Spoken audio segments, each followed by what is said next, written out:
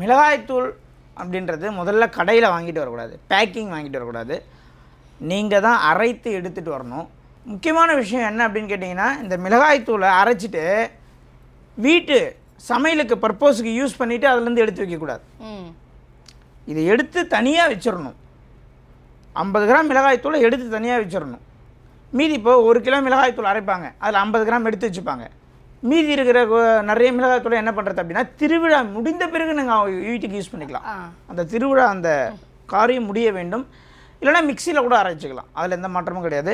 இந்த மாதிரி ஒரு புதிய சில்வர் பாத்திரத்தில் மிளகாய்த்தூள் அரைச்சி ஃபுல்லாக தம் பண்ணி அவங்க என்ன பண்ணணும் அப்படின்னு கேட்டிங்கன்னா, வீட்டில் குழந்தை பிறக்கணும், கல்யாணம் நடக்கணும், சுபகாரியங்கள் தடைப்படுது. சுபகாரியம், வீடு வண்டி வாகனம் சொத்து எல்லாமே சுபகாரியம் நடக்கணுன்றவங்க மூடியை கழட்டிட்டு இந்த மாதிரி சில்வர் பாத்திரத்தில் இந்த ஜாக்கெட் பீட்டை கட் பண்ணாமல் அப்படியே என்ன பண்ணணும்னா போட்டு மூடி நூல் போட்டு சுற்றிட்டு காலை மதிய மாலை இல்லை என்றால் காலை மற்றும் மாலை ஊதவத்தியை தீபார்த்தனையை காட்டிட்டு வரணும். மேலே பூவை போட்டு பூ வச்சு பொட்டு வச்சு காட்டிட்டு வரணும்.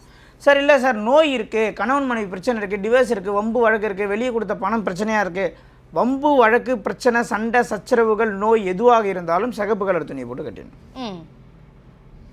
இல்லை சார் எனக்கு முக்தி வேணும், ஞானம் வேணும், மோட்சம் வேணும், நல்ல குரு வேணும், ஆன்மீகத்தில் பெரிய ஆளாக வேணும், அடுத்த ஜென்மத்தில் மனிதனாக பிறக்கக்கூடாது, நான் நிறைய துரோகங்களை சந்திச்சிட்டேன், எனக்கு மனித பிறவியே வேண்டாம், நான் ஜோதிடத்தில் பெரிய ஆளாகணும், வாஸ்துவில் பெரிய ஆளாகணும் அப்படின்றவங்க வெள்ளை கலர் துணியை போட்டு கட்டிடணும். இந்த மாதிரி கட்டி வீட்டில் வச்சிடணும். திருவிழாவுக்கு முன்னாடி 5, 7, 3 நாட்கள் வச்சிடணும்.